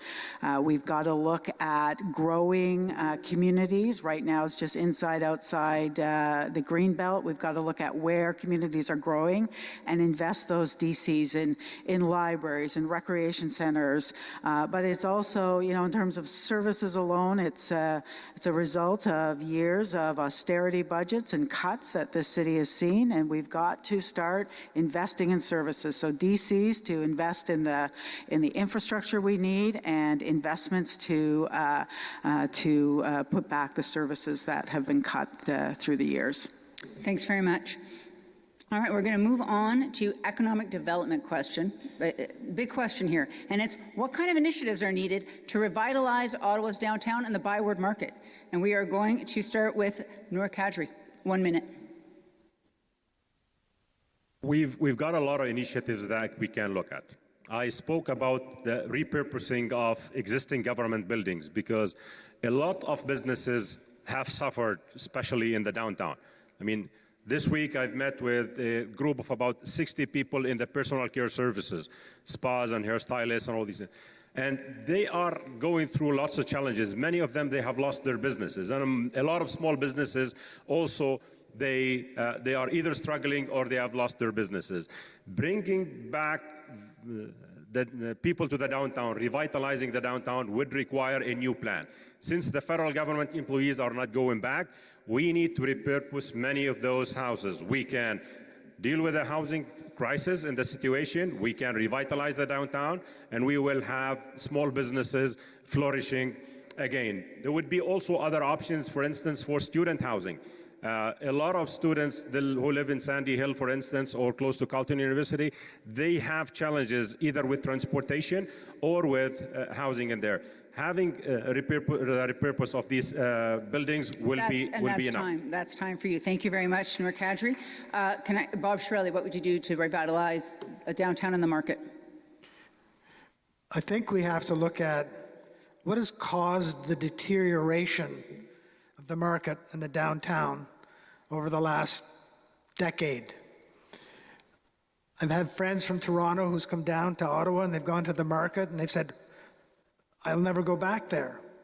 What they see on the street, what's not properly maintained, what's caused the deterioration. And again, that happens as a result of bad management over that period of time, where every year the deterioration continues and continues and continues. So I think it's a good sign that we're going to have 10 new councillors and a new mayor, because it needs better administration, it needs new management, and there are different ways it can happen. Mark has suggested some ways, other people have suggested ways. It all costs money, but we've got to fix the problem. Thank you, Bob Chiarelli. Next, we have Catherine McKenney. Thank you. Well, if you're going to build a world-class city, you've got to invest, you've got to have world-class housing, you've got to have world-class transit, and you've got to address our climate emergency. We've got to build a healthier city. And if we're going to revitalize our commercial sector downtown in the Byward Market, we have to invest in it. We've got to build mixed-income housing that's mixed use. It is difficult and it is expensive to convert commercial buildings. It is not simple. You just can't turn it all into affordable housing, but we can, as a city, invest in that. We can work with our stakeholders, but we've got to do that with an eye to, building that part of our city for the people who live there. We've got to revitalize the downtown. We've got to revitalize the Byward Market, and I would suggest that it's not going to take 100 new police officers to do so. Thank you very much. And Mark Sutcliffe, 1 minute. 1 minute to Mark on how you would revitalize downtown. Downtown Ottawa is at a crossroads right now. It's perhaps the most important crossroads that we have faced in a generation. So I wish I had more than 60 seconds to answer this question, because I have a very detailed, comprehensive plan for downtown Ottawa and the Byward Market on my website at marksutcliffe.ca. But some of the highlights of that plan include, if we're not going to have as many people working in downtown Ottawa, we can have more people living in downtown Ottawa. That's a huge opportunity. We could have a very exciting, vibrant downtown going forward. I want to work with business owners, with community leaders, with the Board of Trade, with Ottawa Tourism, with Invest Ottawa, and with others to bring more events to downtown Ottawa, maybe a new tourist attraction, more cultural events. We also have to restore the Byward Market to the jewel that it once was. It used to be the #1 destination in Ottawa, and we have to make it a safer place for everyone going forward, for the people who work in the Byward Market and the people who live in the Byward Market especially. So there's a lot we have to do. Thanks, Mark. We're just running out of time, so I'm moving to the last question before closing remarks. And there's going to be two different questions. Half of you will get one, half of you will get the other. This one is for Bob Chiarelli and Catherine McKenney. Ottawa est une ville bilingue. Est-ce qu'il est important que le maire soit bilingue? Et si oui, comment améliorez-vous votre capacité en français? So Ottawa is a bilingual city, and is it important for the mayor to be bilingual? And if yes, how will you improve your French? Nous commençons avec Bob Chiarelli. 1 minute. When I was last mayor in 2006, I was reasonably fluently bilingual. I could do interviews in French, and I could carry on conversations between 2006 and now, I didn't have the opportunity and I wasn't using it. I can make some conversation, but I'm absolutely committed to get to where I was in 2006. I won an award from the Francophone community for l'Allophone de l'année, okay? And I was very, very proud to receive that because I did some wonderful things for the Francophone community, and they appreciated it, and they appreciated by giving me that award. So I will be back in the talk en français as mayor. Merci, Bob. Catherine. Thank you. It is important. I have reached proficiency twice. The second time I was in university. I was a single parent. I, lost it, within a couple of years. But I am taking French lessons today. I will continue to, and I will commit to being able to speak in both official languages within 6 months of being mayor. And I support very strongly official bilingualism at the city, and I will not cut services, which would also cut into French language services. Thanks very much. This second question is for Nour Kadri and Mark Sutcliffe. You've never been elected to office before, and you have no experience in city government. Why did you run for mayor rather than as a councillor? First, Nour Kadri, 1 minute. I care about the city a lot, and the city is in shambles. It's a $6.2 billion corporation, $3.5 billion in debt, $250 million to service that debt. LRT is a fiasco. Public transit doesn't work. We've got community safety issues, a great climate change existential threat that is happening. We've seen it in flooding. We have seen it in storms in Ottawa. And we've got a great vision for Ottawa. That vision requires someone who can do it and implement it. I've got the experience in politics at different levels. I've got the experience in business. I've got the experience in academia and in not-for-profit organizations. And I'm ready to lead day one as your mayor to make Ottawa green, progressive, responsive, smart, and vibrant. Thanks very much. Mark, why did you decide to run for mayor instead of to run for councillor? And you have 1 minute. Thanks.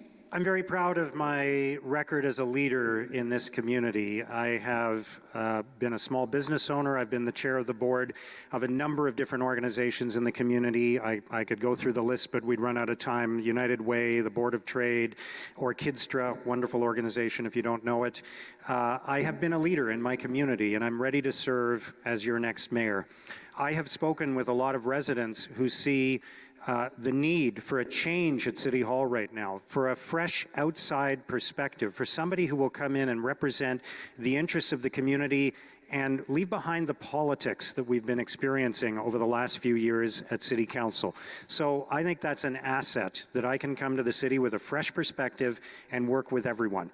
I think it's about listening to the people of Ottawa, respecting their values, and understanding the needs of all parts of Ottawa, the rural, the suburban, and the urban parts of Ottawa, and I'm prepared to do that. I will be a mayor for all of Ottawa. Thanks very much.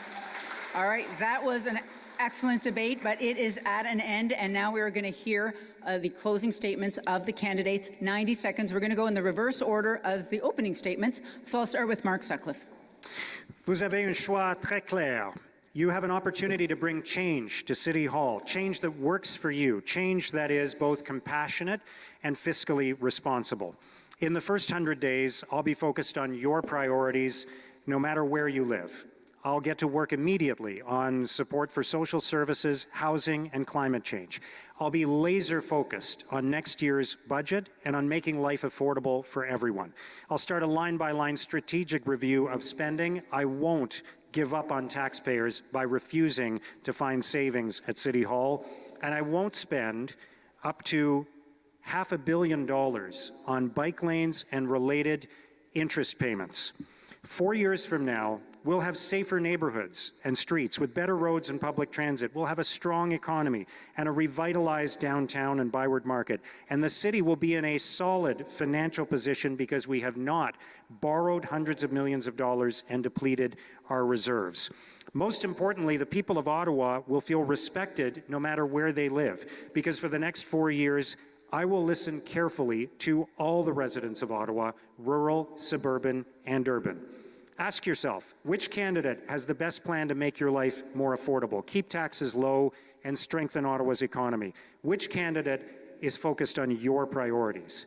Please vote. Please vote for change that works for you and for all of Ottawa. Merci. Thank you. Catherine McKenney. Thank you. I decided to run for council when I saw deep cuts at the city decimate city services like transit. And as I run for mayor, our city faces a choice between building a world-class city or making cuts to the services that you rely on. We can build a better city for you by 2026, a city where transit takes you where you need to go on time, with reliable buses in your neighborhood, with affordable housing and ending chronic homelessness, where all library branches are open on Sundays. When I'm mayor, city services will make your life easier and more affordable. We need to make services better for you. With my experience, I'm ready to be mayor day one, and I know how to build a culture of trust and teamwork at City Hall. I have the experience, leadership our city needs. I have released my list of donors so that you know who is financing my campaign before you go to vote. That is the transparency you will always have from me as your mayor. Let's build the world-class city that you all deserve. My name is Catherine McKenney, and I am ready to be your mayor. Thank you. Thank you. Bob Chiarelli, 90 seconds. We've talked about a lot of important issues. We've talked about... Excuse me. We've talked about a lot of important issues tonight, and I want to read a quote at this particular point in time from Professor Ian Lee, Sprott School of Business, and this is a direct quote that he made on a radio program. Bob Chiarelli is a fiscal realist. He's the only person thus far who is speaking the truth to those who are eligible to vote in this election. We are in a crisis, and you don't hear that from anyone else but Bob Chiarelli. Give him the credit to have the courage, the guts, the backbone to speak the truth to all of us and tell everybody, no, it's not the best of all worlds. We're facing a very real crisis. That's the quote. I like that comment coming from a knowledgeable, neutral observer. And I want to say, keep me in mind when you go and vote. Thank you. Thank you, Bob. And finally, Nour Kadri, you have 90 seconds. I've met Jim Skippin, CEO of Wildline Corporation, 800 employees here. He's a conservative guy, and he said, Nour, I know you're going to run a left-of-center government and city, but you're somebody who understands business, what businesses need to start in Ottawa, grow in Ottawa, and be headquartered in Ottawa. And I would love to have somebody with your intellect running our city. I'm a coalition builder, and it will be my great honor to work openly and collaboratively with council and citizens of Ottawa to achieve our shared vision for the city and to unlock its limitless potential. By 2026, after 4 years of a Kadri administration, Ottawa will be a more green, innovative, and prosperous city. Ottawa will see a growth in innovation and employment, particularly in areas of high-tech jobs, sustainable infrastructure, locally sourced architecture, agriculture, and smart service delivery. We will have working and reliable LRT and a bus service and a downtown that will be vibrant again.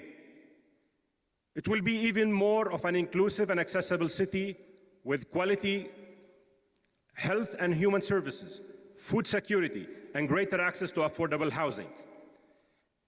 All in all, by 2026, Together, we can have and build on the outpouring of civic pride and resilience to make this city a truly world-class capital. Thank you. Thank you very much. Folks, that is our livable debate for tonight, and that was a wonderful discussion. I want to thank all of our candidates for being here.